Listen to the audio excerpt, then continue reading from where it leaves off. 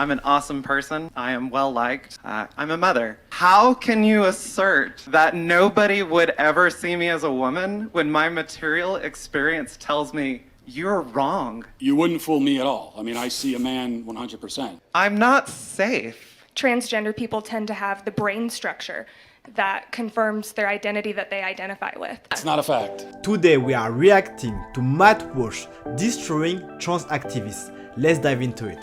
So the question, Okay. how can you assert that nobody would ever see me as a woman when my material experience tells me you're wrong? Okay. It's interesting that that's the part of my talk you chose to ask a question about, because that's not in my talk at all. I don't believe I said that no one would ever see you as a woman. I mean, it's possible, I suppose, that you could fool someone. Now, you brought this up, so I have to tell you that you brought this up. You've put your identity on the table for conversation. And so I'm going to say you wouldn't fool me at all. I mean, I see a man 100%. And I think that most people would. Now, the fact that you have people in your life who are saying to you, oh, you're totally a woman, that's exactly what I'm talking about.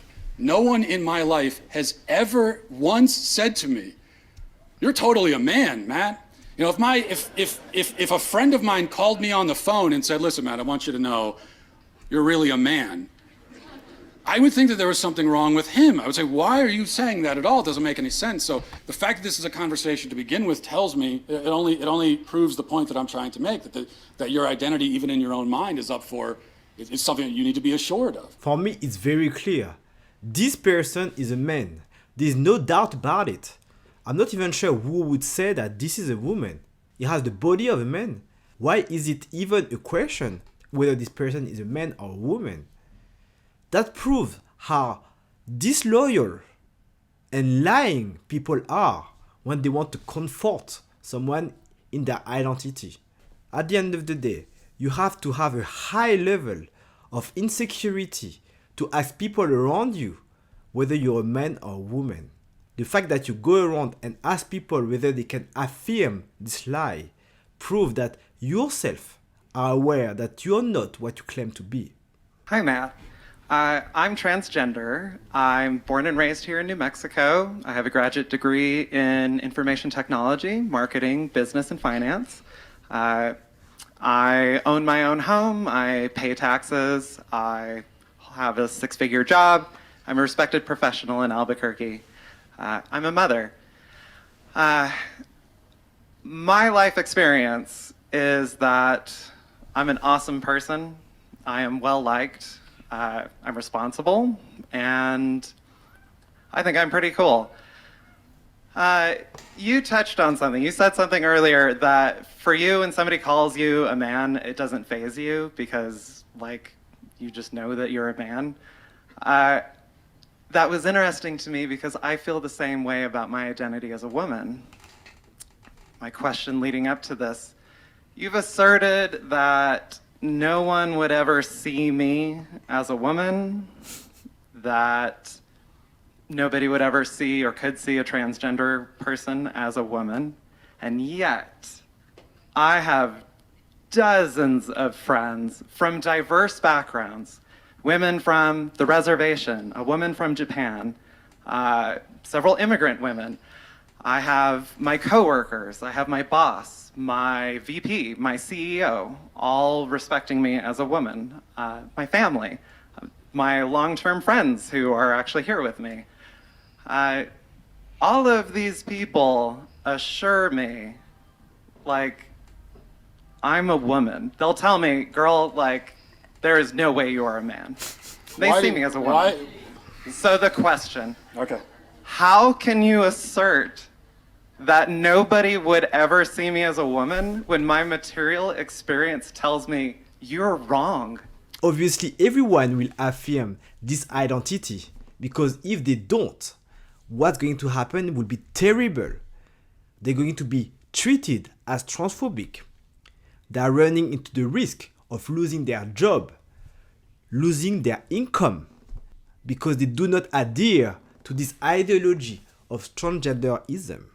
If you like this take on controversial topic, feel free to subscribe and like the video. This is why you should never feed delusion. When someone says something that is clearly a lie, stop trying to comfort that person into this lie. This reaction screams insecurity. The fact that he had to mention his job, his income, his friends. No one in their right mind will ask other friends if they are really what they claim to be. I wouldn't ask my friend if I'm a man. They wouldn't tell me that I'm a man because it's obvious. Everyone knows what a woman is and everyone knows what a man is. I'm not too sure what he means by being a mother. He's obviously a guy, a male. And male cannot be mothers. Let's continue to see what Matt Walsh has to say. How do you know that you're a woman? It was first when I heard transgender persons describe their experience in their own words, and this was only about 2 years ago. Hearing somebody describe things, it was a woman from like England, describing her experience, her childhood, her teenage years. And it blew my mind to be listening to her, because it was just some podcast that I was listening to while I was like doing laundry. But it blew my mind to hear somebody so eloquently and precisely describe things that I had experiences What that was I the had description? experienced. What did they say?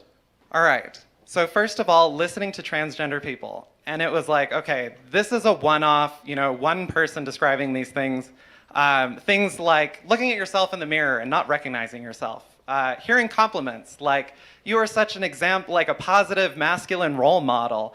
And just hearing that and being like, it feels like they're talking about somebody else. It means feeling alone, even when you're surrounded by guys, even when you have a lot of friends. And I was active in like Boy Scouts. I'm an Eagle Scout. I had great masculine role models my whole life. And yet I never felt like I belonged. I felt welcome. Apparently, if you do these three things, you're a woman. Look yourself in the mirror and not recognizing yourself. Everyone go through this type of phases where you're looking in the mirror and you do not recognize the person that is facing the mirror. But that's very common. How is this state of mind affirming that you're a woman because you cannot recognize yourself in the mirror? That's ridiculous. We all know that there are times where you do not recognize yourself, especially when you body change. You grow up, you put on weight. There are lots of different reasons why you do not recognize yourself. Because life is not that easy. But people think that everything has to be easy. But that's not the case. The second reason is hearing you're such a masculine role model and not recognizing yourself in these words. Not all men are masculine. It doesn't mean that they are not men anyway. You can be a feminine man. You can be a not that masculine man. Not all men have to be masculine. So, if this sentence doesn't apply to you, that's fine. It doesn't make you a woman. And the feeling of being lonely, even when you're surrounded by other men, is very common. It is very common to all men. All men, at some point, go through terrible things. And it doesn't mean because when they are surrounded by other men, they still feel lonely that they are not men. I'm not sure how these three things added up make you a woman. It has nothing to do with womanhood. It doesn't change your body as a female body. And also, we are the first one to talk about controversial topics. If you're interested to join a community of like-minded individuals, like-minded men striving to success, feel free to join our brotherhood group on Locals. You'll find the link in the description below the video. And But why does that make you a woman? Because As opposed to just a man who doesn't get along with some other men, or a man who's depressed, or a man who doesn't feel at home totally in his body, which, by the way, is a pretty universal human experience. Everybody goes through it at one time or another. So in what way does that make you a woman, though? And it's interesting. You're telling me that you listen to the experiences of other transgender people. Well, yeah. But what about women? So Because trans women are women, you would say, right? I would say that, yes. Exactly the same? Yes. Okay, well then why do Well- you need to hear the testimony of trans, quote unquote, trans women? Like how you pick any actual woman in this room? In what way do you know that you belong in the same category as them? I know because they tell me. So here was the You need them to tell you what you are? women. Yes, I trust the opinions of the women around And me. if most it's women- incredible. You might try it sometime. If most women voted and said they don't see you as a woman, would you say I'm not a woman anymore?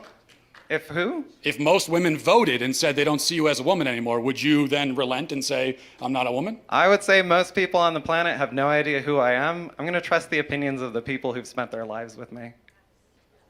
But you are relying on other people to tell you who you are, is what we're establishing. So if we summarize, it is the women around him that affirm his identity as a woman. So because people say something, then this is true. That's very true. People never lie. I'm not even sure why women will affirm the trans women. It is like they are trying to recruit men to be like women. And the most shocking aspect of it is vastly women pushing for this agenda. It's vastly feminists that are pushing for men entering their spaces, men entering their bathrooms and competing with them in sport. Why are so many women pushing for this agenda?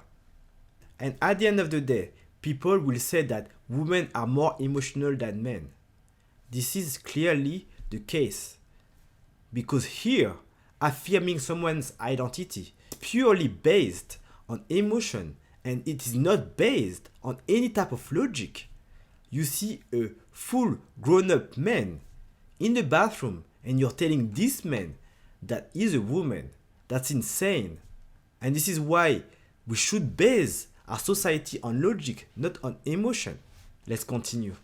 But I'm standing here in a room full of people applauding you and asking questions like, how can I put out legislation here in New Mexico, my home state I grew up in, to try to reverse transgenderism? I'm not safe. And it How are you not wasn't- safe? You just said you're standing in a room with people who disagree with you and you're perfectly fine. So how are you not safe? Okay, look, we're going round and round. You don't want to answer any of the questions. This is the result of having safe spaces everywhere, from school to university to corporations. As soon as people disagree with them, they are threatened.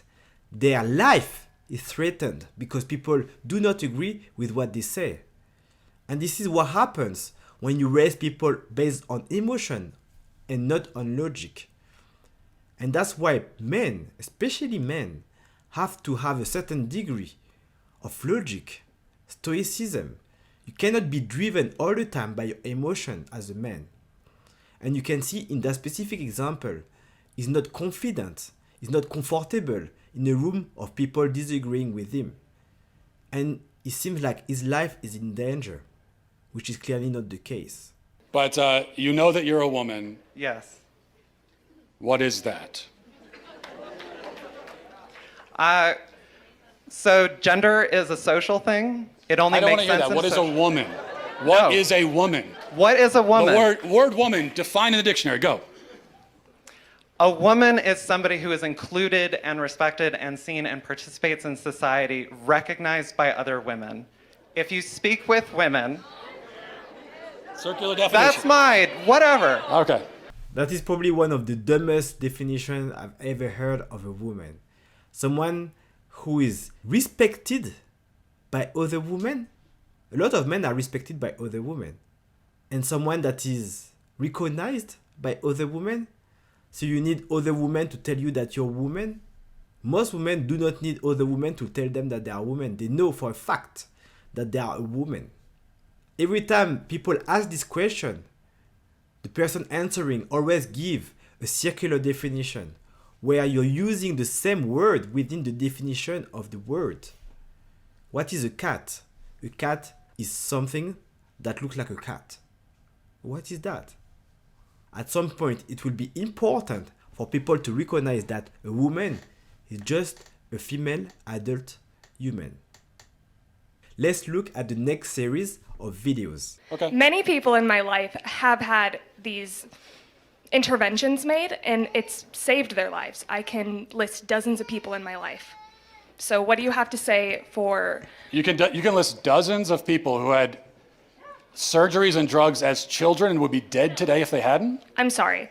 Let me rephrase that. Dozens of people who have had interventions, including gender affirming, let's say therapies, yes, hormones, surgeries, that have made their lives better. I'm not saying it didn't force them to commit suicide, but it made their lives better.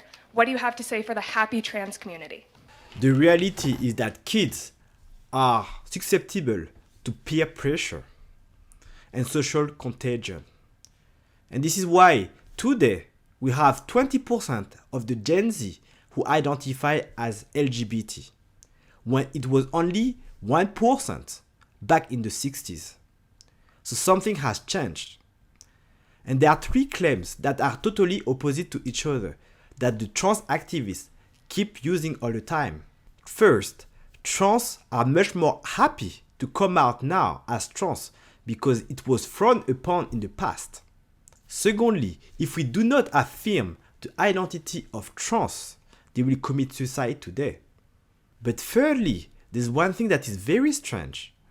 We never saw an explosion of suicide back in the 60s, back in the 80s, or even before related to this type of issues. If we didn't need to affirm the identity of kids back then, how come we need to affirm the identity of the kids today? If we didn't see an explosion of suicide back then, how come we are seeing an explosion of depression and suicide today? These claims are totally opposite to each other. All of them cannot be true at the same time. This leads to the conclusion that this phenomenon is just a social contagion. You said that people need this stuff so they can live happier lives and potentially it'd be life-saving, you said even. Aside from your anecdotes of your friends who told you so, how do you know that? Okay, so thinking back to when I was 16 in an anatomy class, when I learned that transgender people tend to have the brain structure that confirms their identity that they identify with. And you can look that up. That's a fact. I will look that up. Yeah, it's a fact. I will look it up and I won't find it. Yeah. It's not a fact. Oh, it's not a fact. Should we all pull out Google really quick and look? So you're saying a trans man has the brain of a woman? No.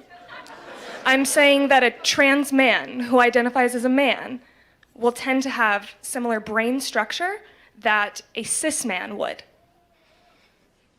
And where did you get that from? Look it up. I'm telling you, I learned it from my anatomy class when I was 16. And I looked up the fact before I walked up here because I knew that you would ask. Okay. That's not true, but it also doesn't answer the question. How can people be so gullible? You will believe anything that is being taught. And that's the issue. School is supposed to teach you how to think, not what to think. It's supposed to teach you critical thinking. But today, most of the teachers are indoctrinated into these ideas of gender identity. And as such, they are teaching crazy things that are lies to the kids. And these kids grow up to be adults believing this nonsense. You actually started by saying that blocking puberty, which is chemical castration of a child, Just one example, yeah. yeah, is life-saving. It can be. How do you know? Because there are children who have been suicidal that have had these interventions made. What children? How do you know? And how many children have had that done Me personally, and then I are haven't still met suicidal? children. Me personally, I haven't met enough trans children to answer that question. Okay. But I know You that are the making- research exists. You're making this statement, you're stating it as a fact in front of all these people. There must be a reason, there must be something that you encountered that led you to this rather radical conclusion that to save a child's life, you have to chemically castrate him. Not every child. No, sir. Okay, well, that is what you just said. The drugs we give to kids for puberty blockers, so-called puberty blockers, originally are cancer drugs used to treat prostate cancer. They're also used to chemically castrate sex offenders and child rapists. Now we give them to physically healthy kids. You're saying that we need to do that or they will die And so one last time I'm going to ask you, what evidence do you have of that remarkable claim? I don't think I claimed that every child would benefit from that. Well, no, I didn't say you did. Okay, You well, said you- that no, puberty you did, blockers are. you did.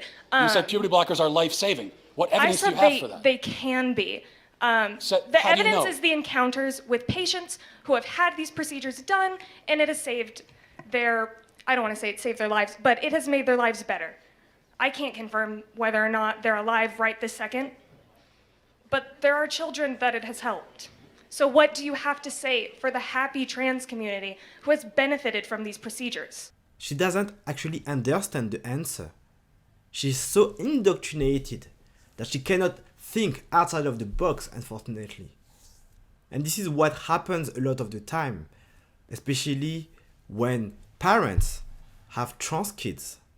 You have this blackmailing going on all the time. Do you prefer to have a trans kid or a dead kid? That's the blackmail given to the parents. But there are other solutions because the vast majority of people suffering of gender dysphoria are actually suffering of other mental condition. And if you resolve this condition, quite often the gender dysphoria disappear. Instead of affirming a lie, maybe it will be time for parents to step up and claim that no, it's your body, you have to live with it. At the end of the day, some people will always state that they feel better after something. That is called the placebo effect. If you are giving some fake medicine to a kid, telling him or her that this medicine will make them much better, it's very likely that after receiving the medicine, they will feel much better. In addition, quite often, young girls going through puberty, which is an extremely complicated period, once they are administered testosterone, that gives a feeling of freedom, a feeling of being amazing.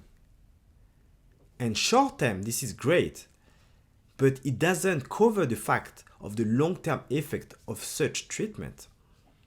The fact that these people, long-term, cannot have kids, that these people have to butcher their body in order to fit their narrative.